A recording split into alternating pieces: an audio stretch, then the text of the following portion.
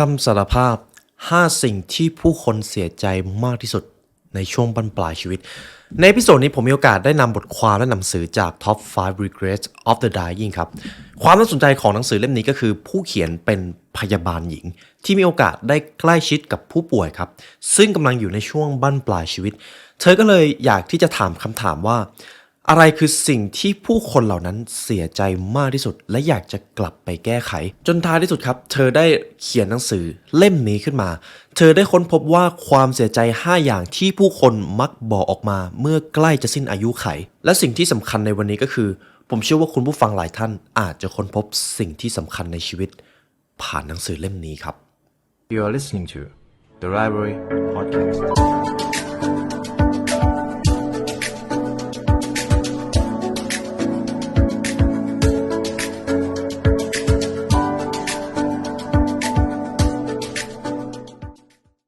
อิสรภาพความมั่งคั่งความสำเร็จทั้งหมดล้วนขึ้นอยู่กับความรู้ที่คุณมี The Library Premium Content เราได้นำเนื้อหาจากทุกตำราความสำเร็จมาถ่ายทอดเป็นเนื้อหาพิเศษทั้งการเอาชนะทุกสมรภูมิชีวิตจากตำราพิชัยสงคราม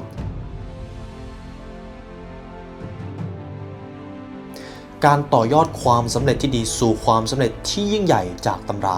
Good to Greatหรือการค้นหาความสำเร็จและความหมายของชีวิตจากตำรา Start with Why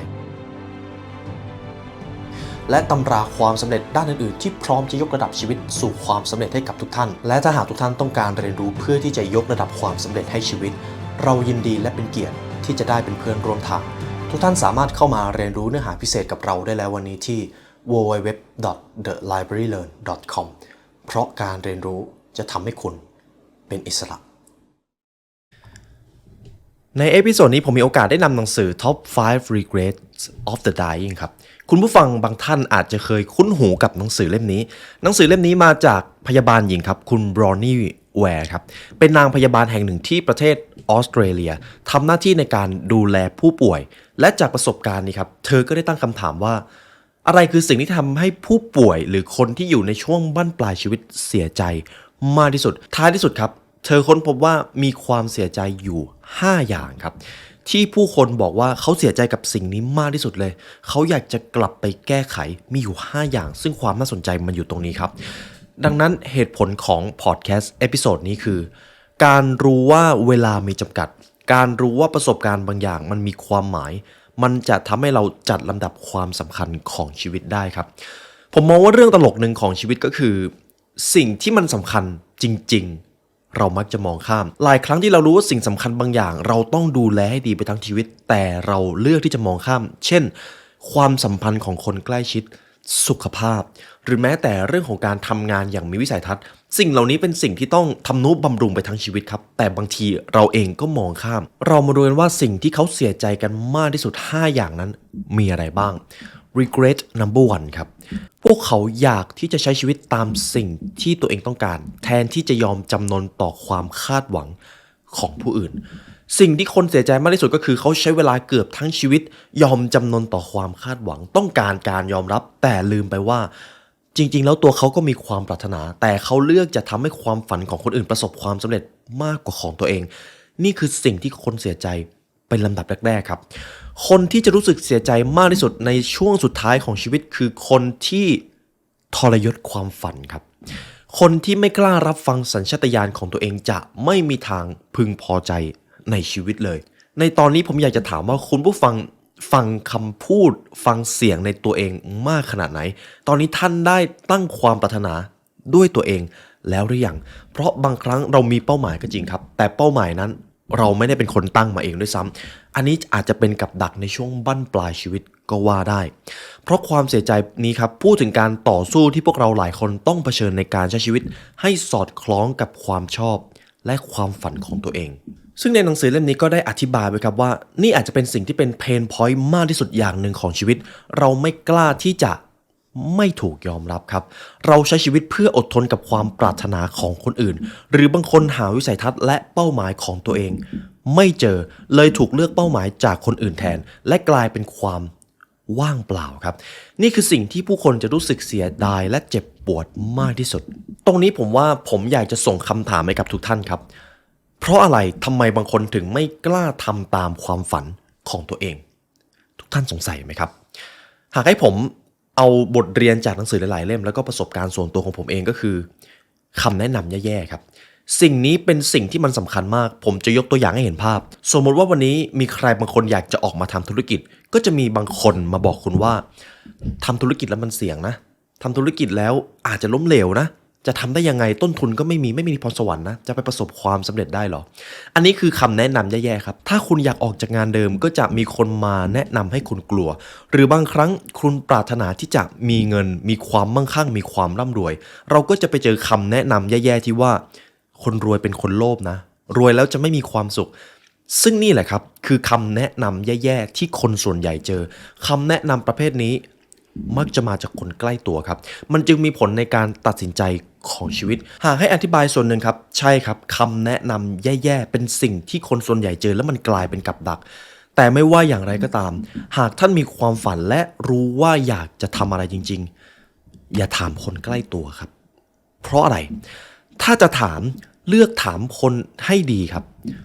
เพราะเหตุผลจริงๆก็คือหากเราอยากจะร่ำรวยเราก็ควรไปถามคนที่เขามีประสบการณ์กับความร่ำรวยเขาทำธุรกิจและประสบความสำเร็จหากเราอยากจะสุขภาพดีเราก็ควรไปปรึกษากับคนที่เขาดูแลสุขภาพไม่ใช่เพื่อนร่วมงานที่เอาแต่ใช้ชีวิตไปวันๆคุณผู้ฟังเห็นภาพไหมครับอย่าถามคนที่ไม่มีประสบการณ์เพราะท่านกำลังเอาความคิดเห็นของพวกเขามากดดันตัวเองหากวันนี้คุณไม่สามารถเป็นอิสระจากสายตาและคำตัดสินของผู้อื่นได้ความผิดก็ไม่ได้อยู่ที่คนอื่นอยู่ที่เราครับเราเป็นคนเลือกเองเราเป็นคนเลือกสภาพแวดล้อมและคำแนะนำเหล่านั้นด้วยตัวเองเราคือผู้รับผิดชอบชีวิตของตัวเองครับแต่เมื่อใดก็ตามหากเราไม่รับผิดชอบชีวิตของตัวเองเราก็ไม่ต่างจากการที่ปล่อยให้โชคชะตาไหลไปกับความเร่งด่วนยุ่งเหยิงและไม่สำคัญดังนั้นสรุปหัวข้อนี้นะครับสิ่งที่คนเสียใจมากที่สุดคือการทรยศความฝันของตัวเองหากท่านมีความฝันอย่ารอครับอย่ารอให้ตัวเองพร้อมและลงมือทำเพราะวันนั้นจะไม่มีวันมาถึงความเสียใจอย่างที่สองครับ I wish I hadn't worked so hard ฉันปรารถนาที่จะทำงานให้น้อยลงและใช้ชีวิตให้มากกว่านี้นี่ผมว่าเป็นอีกสิ่งหนึ่งที่เรามองข้ามเราใช้เวลาส่วนใหญ่ไปกับการทำงานเยอะมากๆครับจนบางทีเราละทิ้งความสัมพันธ์ละทิ้งมิติอื่นๆในชีวิตบางทีละทิ้งสุขภาพเลยก็ว่าได้แต่ไม่ว่าอย่างไรก็ตามผมเชื่อว่าเราทุกคนรู้ว่างานไม่ใช่มิติเดียวในชีวิตเรามีมิติอื่นๆให้ต้องดูแลแต่คนส่วนใหญ่บางครั้งผมเองก็เป็นครับให้ความสำคัญกับงานจนทิ้งด้านอื่นๆซึ่งนั่นหมายความว่าเราเสียสมดุลไปเป็นที่เรียบร้อยแล้วครับความรู้สึกว่าการทำงานมากเกินไปอาจจะทำให้คนคนหนึ่งรู้สึกเสียใจในช่วงสุดท้ายของชีวิตเพราะเขาลืมใช้ชีวิตหากพูดตามสังคมของเราครับเราจะมีความเชื่อว่าความสำเร็จจะถูกกำหนดโดยปริมาณงานที่เราทำและเงินที่เราทำได้หากเรามองไปในชีวิตจริงทุกวันนี้ความยุ่งเหยิงกลายเป็นสัญลักษณ์ของการมีคุณค่าไปแล้วทั้งที่ความเป็นจริงการทำงานให้มีประสิทธิภาพกับการทำงานยุ่งเป็นคนละเรื่องกันเลยมีผู้ป่วยคนหนึ่งของคุณบรอนนี่แวร์ครับเล่าจากประสบการณ์ของเขาว่าผู้ป่วยคนนี้เขาเสียใจที่ว่าเขาอุทิศชีวิตให้กับงานมากจนเกินไปโดยตระหนักว่าแท้จริงแล้วเขาพลาดช่วงเวลาอันมีค่ากับลูกๆและคู่ชีวิตของเขาเขาเลยบอกว่านี่คือสิ่งที่เขาเสียใจมากที่สุดและเขาไม่รู้จะกลับไปแก้ไขอย่างไรเพราะเขามีเวลาอยู่ได้อีกไม่นานดังนั้นเขาจึงแนะนำว่าเราควรจัดสมดุลระหว่างงานกับชีวิตให้ดีครับบางทีมันอาจจะทำได้ยากแต่เราจะต้องทำผมจะอ่านตรงนี้คุณผู้ฟังครับการทำงานมากเกินไปโดยไม่ได้หยุดพักเพื่อดูแลตัวเองอาจส่งผลกระทบที่ไม่ดีและมันจะกลายเป็นว่าต่อให้เราจะทำงานมากแค่ไหนเราจะเจอ law of diminishing returnทำงานมากแต่ผลลัพธ์มีน้อยและรู้สึกยุ่งกว่าเดิมมันจะส่งผลต่อสุขภาพกายและสุขภาพจิตซึ่งสุขภาพจิตในด้านการทำงานหนักเกินไปเป็นอะไรที่อันตรายมากฉะนั้นแหละครับเราจำเป็นต้องสร้างสมดุลที่ดีให้ความสำคัญกับการดูแลตัวเองและรักษาสายสัมพันธ์ที่มีความหมายชีวิตเป็นมากกว่าแค่การทำงานการค้นหาสมดุลนั้นสำคัญอย่างยิ่งต่อการใช้ชีวิตที่สมบูรณ์แบบครับนี่คือความเสียใจอย่างที่สองพวกเขาปรารถนาที่จะทำงานให้น้อยลงและใช้ชีวิตให้มากขึ้นครับความเสียใจอย่างที่3ครับ I wish I had the courage to express my feelings ฉันปรารถนาที่จะกล้าแสดงความรู้สึกของตัวเองมากกว่านี้ครับ มีผู้ป่วยบางคนที่เขารู้สึกเสียใจที่ว่าในชีวิตนี้เขาเป็นคนเก็บความรู้สึกแล้วเขาไม่ได้แสดงความปรารถนาของตัวเองออกมาเลยมันอาจจะคล้ายๆกับข้อแรกครับแต่ข้อนี้เป็นเรื่องของความรู้สึกและการแสดงตัวตนของตัวเองออกมาความเสียใจที่พบได้บ่อยเป็นอันดับ3ของผู้ที่ใกล้เสียชีวิตมันคือความปรารถนาที่จะมีความกล้าแสดงความรู้สึกที่แท้จริงเพราะหลายคนเลือกที่จะระงับอารมณ์คุณผู้ฟังเคยเจอสถานการณ์ที่รู้ว่าตัวเองต้องการอะไรรู้ตัวเองไม่พอใจอะไรแต่ไม่กล้าแสดงออกไปไหมครับผมเองก็เป็นแบบนั้นบ่อยครับนี่คืออีกสิ่งหนึ่งที่เราอาจจะเสียใจในช่วงบั้นปลายชีวิตก็ว่าได้แต่บทเรียนนี้ผมว่ามีหนังสืออยู่เล่มหนึ่งได้พูดถึงก็คือ 12 More Rules for Life ของดร. จอร์แดน ปีเตอร์สันเขาได้พูดถึงกฎนี้ในการสร้างชีวิตครับอย่าซ่อนความต้องการของตัวเองไว้ในหมอกการแสดงความต้องการของคุณออกไปคือการตอกย้ำว่าเรามีจุดยืนเรามีเป้าหมายในตัวเองเรารู้จักตัวเองเรารู้ว่าเราต้องการอะไรคนที่สำเร็จทุกคนจะตระหนักถึงสิ่งนี้ครับผมชอบประโยคนี้ครับคนที่เก่งจะรับทุกโอกาสแต่คนที่ประสบความสำเร็จจะปฏิเสธแทบทุกโอกาสและเลือกสิ่งที่เขาต้องการจริงๆเท่านั้นการพัฒนาทักษะการสื่อสารของเราจำเป็นต้องใช้การฝึกฝนและการพยายามครับสิ่งหนึ่งที่สามารถฝึกได้เลยก็คือเลือกที่จะปฏิเสธหากใน1 วันเราเจอความยุ่งเหยิงจากภารกิจของคนอื่นเยอะเหตุผลหลักๆเป็นเพราะว่าเราไม่ได้ปฏิเสธหรือเราปฏิเสธไม่เป็นถ้าเราปฏิเสธไม่เป็นมันเท่ากับว่าเราปฏิเสธตัวเองครับนี่คือความอันตรายและการปฏิเสธก็คือการแสดงความรู้สึกของตัวเองออกไปด้วยฉะนั้นละครับสำหรับข้อนี้ไม่ว่าท่านจะมีความต้องการมีความรู้สึกพอใจหรือไม่พอใจอะไรอย่าซ่อนความต้องการของตัวเองไว้ในหมอกครับเพราะท้ายที่สุดแล้วถ้าเราปฏิเสธคนอื่นไม่เป็นถ้าเราแสดงความต้องการให้คนอื่นไม่ได้มันเท่ากับว่าเราเลือกที่จะปฏิเสธตัวตนของตัวเราเองครับความเสียใจอย่างที่4ครับ regret number 4 I wish I had stayed in touch with my friends ฉันปรารถนาที่จะติดต่อกับเพื่อนของฉันให้มากกว่านี้สิ่งที่ทำให้มนุษย์มีความสุขในความทรงจำมากที่สุดคือความสัมพันธ์ที่ยอดเยี่ยมหลายครั้งเรายอมทิ้งมิตรภาพที่ดีของเราไปตรงนี้ผมจะย้ำนะครับมิตรภาพที่ดีครับซึ่งในชีวิตของเราจะมีไม่กี่คนนี่จะกลายเป็นความเสียใจที่พบบ่อยที่สุดประการที่4สำหรับคนที่อยู่ในช่วงบั้นปลายชีวิตผมจะนำประโยคนี้มาให้คุณผู้ฟังลองคิดตามครับเพื่อนหรือมิตรภาพที่ดีในชีวิตของเราจะมีไม่กี่คนครับเพื่อนคนไหนที่ส่งเสริมความสำเร็จหรือสร้างแรงบันดาลใจให้กับคุณอย่าได้หลงลืมมิตรภาพนั้นเด็ดขาดหากคุณไม่อยากเสียใจในช่วงบั้นปลายชีวิตครับในหนังสือเล่มนี้ก็ได้บอกเช่นกันมันเป็นเรื่องละเอียดอ่อนเกี่ยวกับสายสัมพันธ์อันยั่งยืนเพราะว่ามันจะนำมาซึ่งความสุขและความรู้สึกที่เชื่อมโยงกันไม่ว่าเวลาจะผ่านไปนานแค่ไหนก็ตามครับความเสียใจลำดับที่5ครับ regret number 5 I wish that I had let myself be happier ฉันปรารถนาที่อยากจะปล่อยให้ตัวเองมีความสุขมากขึ้นครับในข้อนี้ผมว่าเป็นอีกข้อหนึ่งที่ค่อนข้างลึกซึ้งเพราะความสุขมันคือการเลือกครับความสุขเป็นสิ่งที่เราเลือกได้แต่ถ้าเราไม่เลือกเราก็จะถูกเลือกและหลายครั้งเราถูกเลือกให้เป็นความทุกข์นั่นเองการไม่มีความสุขเป็นอีกสิ่งหนึ่งที่คนเสียใจมากที่สุดความเสียใจที่พบบ่อยที่สุดประการที่5ของผู้ที่อยู่ในช่วงบั้นปลายชีวิตคือการที่เขาอยากจะปล่อยให้ตัวเองได้รับความสุขที่มากขึ้นหลายคนไม่รู้ว่าความสุขเป็นสิ่งที่เราสามารถเลือกได้และอยู่ในการควบคุมของเราเรามักจะคิดอยู่กับว่าโลกภายนอกจะต้องให้ความสุขกับเราทั้งที่ความเป็นจริงแล้วความสุขจริงๆอาจจะไม่ต้องใช้เงินสักบาทเลยครับคุณผู้ฟังนี่เป็นอีกข้อหนึ่งที่ผมมักจะพูดอยู่เสมอว่าจริงๆแล้วความสุขเป็นสิ่งที่เรียบง่ายกว่าที่เราคิดแต่ตัวเราเองนี่แหละทำให้มันซับซ้อนมาเองและยิ่งเราได้ความสุขที่มันได้มาง่ายมากเท่าไหร่คุณภาพความสุขก็จะยิ่งน้อยลงเท่านั้นนั่นคือกับดักในชีวิตทุกวันนี้ครับเพราะวิธีหนึ่งในการสร้างความสุขก็คือขอบคุณครับ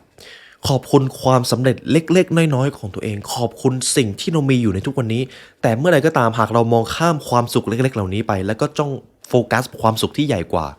เราจะไม่มีความสุขเลยครับเราจะหาความสุขไม่เจอเลยเพราะสิ่งที่ปรัชญาความสุขจะให้ความสำคัญก็คือความเรียบง่ายและการขอบคุณความสำเร็จเล็กๆขอบคุณทรัพย์สินเล็กๆเช่นอะไรสุขภาพความสัมพันธ์สิ่งเหล่านี้เป็นสิ่งที่มีความหมายมากแต่เพราะเรามองข้ามนี่แหละครับเราเลยไม่ค่อยจะมีความสุขเราเลือกได้เสมอว่าจะมีความสุขหรือไม่ครับอยู่ที่ว่าตอนนั้นเราโฟกัสกับอะไรจงรักตัวเองอย่างไม่มีเงื่อนไขใช้ชีวิตโดยปราศจากความเสียใจจำไว้ว่าไม่มีคำว่าสายเกินไปที่จะเปลี่ยนแปลงตัวเองให้จดจ่ออยู่กับความสุขท้ายที่สุดนะครับ ปล่อยวางการตัดสินตัวเองและจัดลำดับความสำคัญของการบรรลุความสำเร็จในชีวิตความสุขการชื่นชมยินดีเป็นขั้นตอนที่สำคัญเป็นเจอร์นี่ที่ไม่ควรมองข้ามการเรียนรู้บทเรียนของผู้ที่ใกล้เผชิญหน้ากับความตายเหล่านี้ทำให้เรารู้ถึงสิ่งที่สำคัญในชีวิตของตัวเองนี่คือ5ความเสียใจที่ผู้คนมักจะเสียใจมากที่สุดในช่วงบั้นปลายชีวิตจากหนังสือ Top 5 Regrets of Dying ครับคุณผู้ฟังสามารถเอาบทเรียนนี้ไปทบทวนว่าเรากำลังโฟกัสกับสิ่งเหล่านี้บ้างหรือเปล่าเรามองข้ามสิ่งที่สำคัญในชีวิตอยู่หรือเปล่าส่วนใหญ่จะหนีไม่พ้นความสุขความฝันความสัมพันธ์จะอยู่ในกรอบสิ่งเหล่านี้ครับแต่หนังสือเล่มนี้ก็ตอกย้ำชัดเจนว่าถ้าคุณมองข้ามสิ่งเหล่านี้คุณจะไม่มีความสุขในช่วงท้ายของชีวิตคุณต้องการแบบนั้นหรือเปล่าหนังสือเล่มนี้จะให้เราได้กลับมาคบคิดอยู่เสมอครับผมเองก็มีโอกาสได้ถอดบทเรียนมาเป็นบทความให้กับคุณผู้ฟังในเอพิโซดนี้